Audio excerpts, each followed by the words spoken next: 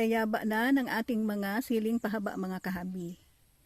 Ngayon, ang pakita ko sa inyo mga kahabi ay kung paano na mas marami ang kanilang maging sanga.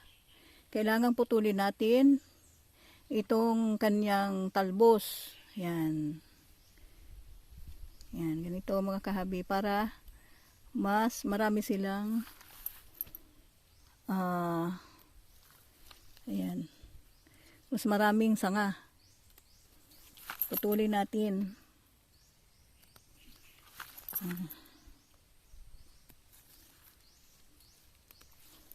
Yaba oh. Kasi kapag hindi natin pinutol ito mga kahabi, ayan oh, mga dalawa lang ang magiging sanga, dalawa o tatlo lang. Pero kapag pinutol natin, mas maraming sanga ang pa-provide nila.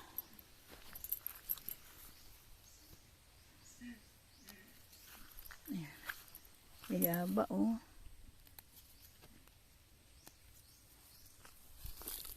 Ganda ng ating mga sili. Ayan. Ang araw pa lang mga kahabi na pinutulan ko sila ng talbos oh. Ayan oh. Makita nyo oh. Oh, nagkakaroon na ng sanga. Yan, pinutulan ko na sila mga kahabi, subalit yan. Mas maraming tama mga kahabi, mas maraming sanga pala ang talaga. Oo. Effective yung aking pagputol ng talbos niya mga kahabi kasi yan, maraming umuusling totoo nga. Oo mga kahabi, ilan ba yan mga namaging sanga mula sa baba meron 1, 2, 3, 4, 5, 6, 7, 8. 8 sanga. Oo nga, effective talaga mga kahabi pala kapag pinutol mo ang talbos nila. Kasi, yan wow. Yan mga kahabi yan, nag-uumpisa na silang magsanga mga kahabi. Very good. Effective ang ating naisipang gawin. Yang ilang plat yan marami yan mga kahabi yan, halos lahat na yung tinanggalan ko lahat na na yan dami ito mga kahabi yung hindi ko tinanggalan, hindi ko ito tinanggalan ng talbos. Ayan, meron ding nagsanga subalit dalawa lang halos mga kahabi, yan lang sa ayan. Halos dalawa lang mga kahabi, saka masyadong tumangkad. Ito yung hindi ko tinanggalan mga kahabi Ayan. Meron ding dalawa. Ayan. Mas maganda talaga pala kapag pinutulan kasi mas maraming sanga. Ayan. Pero mayayabong din sila mga kahabi Ayan. Dala-dalawa lang na sanga ang nakikita ko mga kahabi. Ayan. Kaya mas maigi talaga na putulan natin ng talbos. Kasi iyan nga halos dalawa lang nakita kong sanga. Ganda ng talbos kasi yan ang dami halos timbang-timbang Kita nyo halos timbang ang sanga. Yan, mas maigi talagang pinuputulan. Yan, may natutunan naman tayo mga kahabi sa aking pag-adventure mga kahabi. Ayan. Yan, dahil sa ito mga kahabi, marami-rami rin itong ating tinanim na siling pahaba, makakapagbenta rin tayo nito kasi magsusubra naman ito sa ating consume. Ayan, sa ating pang-araw-araw na konsumo. Ayan. Ayan na ang ating tinanim na siling pahaba. Pinutulan ko yan ng talbos. Ayan. Dumami na sila. Dumami ang kanilang mga sanga. Ayan. 1, 2, 3, 4 na maliliit na plat ang aking pinutulan ng talbos. At doon sa unahan, yan. Hindi ko pinutulan ng talbos yan mga kahabi. 1, 2, 3, 4, 5 plat din na maliliit mga kahabi yan. Diyan natin makikita kung alin ang mas maganda. Yung pinuputulan ng talbos upang dumami ang sanga o yung hindi natin pinutulan. Subalit, mayroon ding mga sanga, mga kahabi. Yan. Oh. Kakasanga rin sila.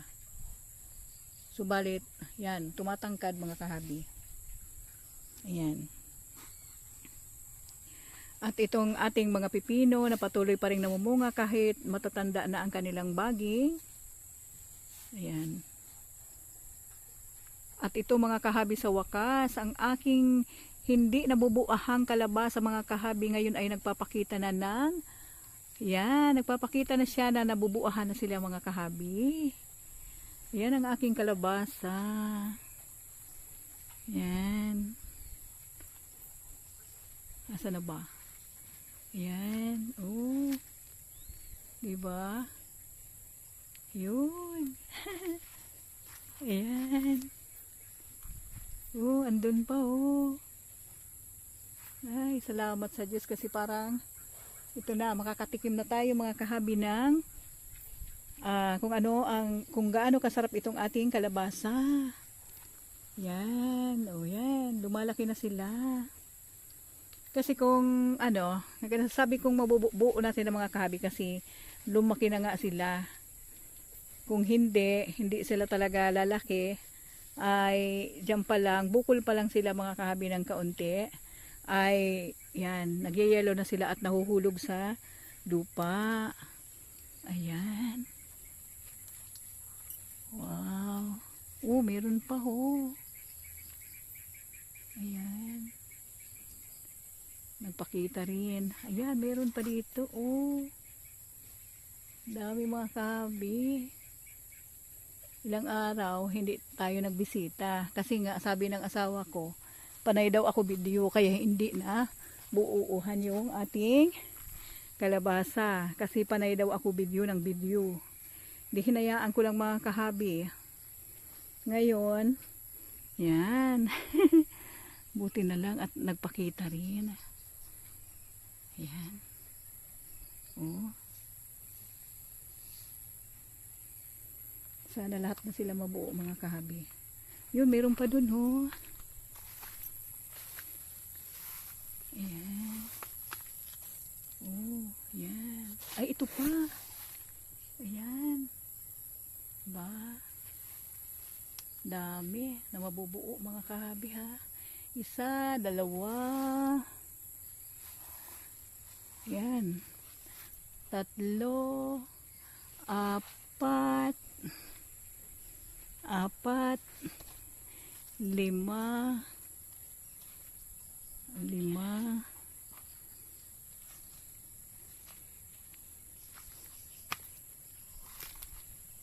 Anim. Ayan. Yung iba baka mabuo. Mga kabi, ang nakikita kong mabubuo na ay anim. Anim kasi malalaki na sila. Ayan. Salamat sa Diyos kasi mabubuuhan na rin ating kalabasa.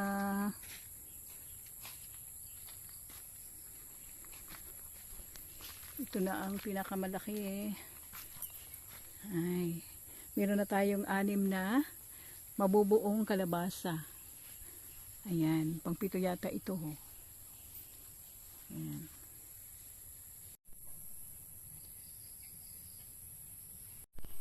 Duligan ulit natin itong siling pahaba.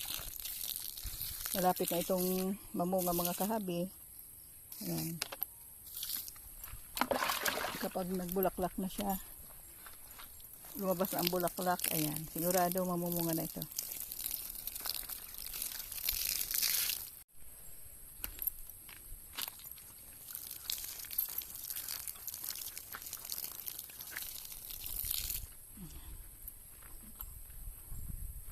Ayan. Ito ay prinuning ko mga kahabi. Itong portion na to ay prinuning ko mga kahabi yan. Oo. Kaya meron ding sanga na umusli na magkailan mga kahabi. Yan daw ang dahilan kung bakit mas maraming sanga daw kapag pinupruning. Ayan. Saka malapit nang mamunga mga kahabi kasi nga oh. Ayan. Namumulaklak na. Nag-uumpisa ng mamulaklak. Ayan. Kaya malapit na yang magpakita ng bunga. Ito yung ating siling pahaba. Ayan. Nangyayaba oh. Lalagyan ko yan ng baral dyan para hindi sila kapag marami na silang bunga, baka mabuwal. Kaya lalagyan natin yan ng baral. Ito yung hindi na prinoning, hindi ko prinoning, subalit yan, mayabong din mga kahabi at saka marami ring umusling sanga. Pwede rin pala kahit hindi pruningin itong ating sili o yan.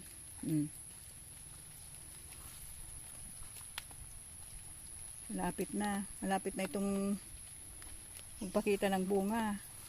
Kaunti na lang. Yan. Itong ating kalabasa na ginusihan ko mga kahabi, namumulaklak pa. Kaya nasasayang ako. Ayan, mayroon pang bukol. Ito yun yung hinarbisan natin. Nakaharvest tayo dito ng nasa 12 na namumunga pa nga mga kahabi. Kaya hindi ko pa ito babaklasin. Kasi mayroon pang nagpapakita pa ng bunga. Ayan. Kaya nanginginayang pa akong baklasin yan mga kahabi, baka magbunga pa, sayang. Ayan.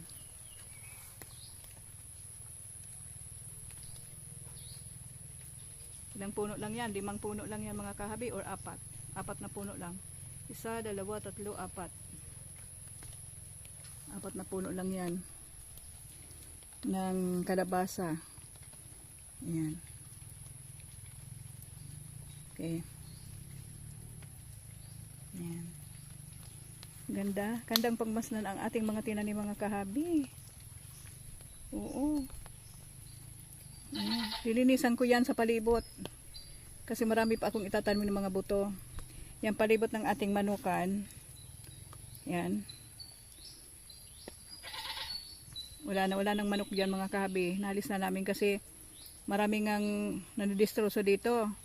Yung mga bayawak, ano ba yan? Yung kung sabi ko ay ugot sa kasawa. Yan. Kaya nadidistroso, bigla na lang nawawala yung ating mga manok diyan. Kaya masabuting tinanggal na namin mga kahabi. Oo. Kinatay na namin. Inisa-isa na namin inulam yung mga native nating manok diyan kasi nga marami pala dito talagang kumakain ng ating mga alaga. Aside sa, ano ba yon? Yung ugot or ano ba, parang bayawak. Yan, kumakain ng manok, saka yung sawa. Kaya ang plano ko, linisan natin yan palibot, linisan. At tataniman natin yan ng mga gulayon.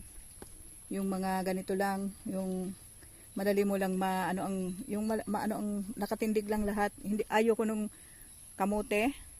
Hindi pwede ang kamote, pwede kamuting kahoy dyan kasi nakatayo lang yung kamuting kahoy. Kasi kamote, hindi natin makikita kung sa ilalim ay may namamahay na yan nga. Kaya ayaw ko ng kamote dito sa palibot ng ating babuyan, saka itong ating kubo-kubo dito. Gusto ko yung kung ano naman, kung gumagapang, gusto ko sa taas, pagapangin, gusto ko mas malinis nakikita natin sa baba. Kasi nga maahas dito mga kabi, kasi nga masukal din dito at maraming mga damo at puno. Kaya hindi maiwasan na pamahayan dito sa bukid ng mga iba't ibang uri ng hayop. Ayan. Yan mga kahabi, mayroon na palang bunga, hindi ko napansin kanina. Yan o. Nakikita nyo mga kahabi. Itong ating siling pahaba ay nag-uumpisa na palang mamunga. Ayan, yan, hindi ko nakita kanina. Yan o. Kung nakikita nyo. Ayan, nag-uumpisa na. Ayan. Nag-uumpisa na. hindi natagalan mga kahabi. Matapos kong mapruning mga kahabi ito. Ayan, tapos kung mapruning mga kahabi, yan na nga. Oo, nagpakita na siya ng bulaklak. Pagkatapos, hindi ko napansin, meron na pala ditong, ayan o. Galing.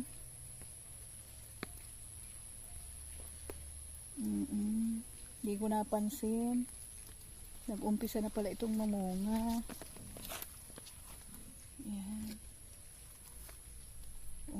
mas nauna yung prinuning ko mga kahabi kaysa sa doon sa hindi ko prinuning. Wala pang bunga.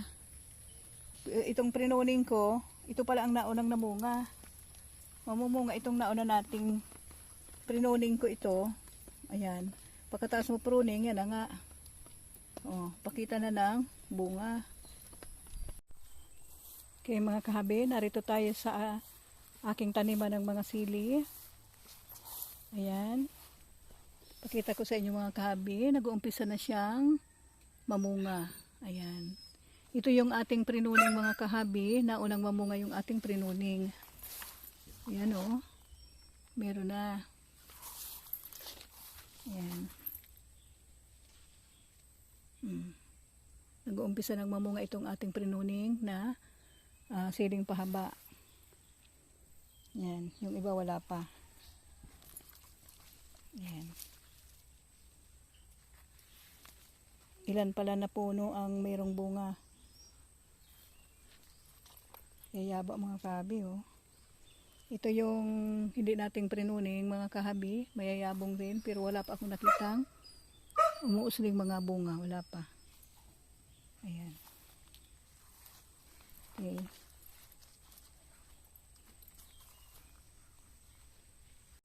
Okay, narito na tayo sa ating mga taniman ng sili mga kahabi. Ito yung hindi natin prinuning. Itong part na to. Ayan. Mayayabong din mga kahabi kahit hindi natin prinuning ito mga kahabi. Oh. Kaso wala pa akong nakikitang namumulaklak o umuusling bunga. Ayan. Punta tayo dito sa aking prinuning mga kahabi. Ito yung aking naunang prinuning mga kahabi, itong portion na to. 4 na row na maliliit mga kahabi.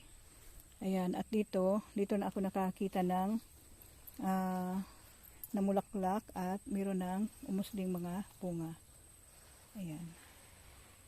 Pakita ko sa inyo mga kahabi ito. Oh.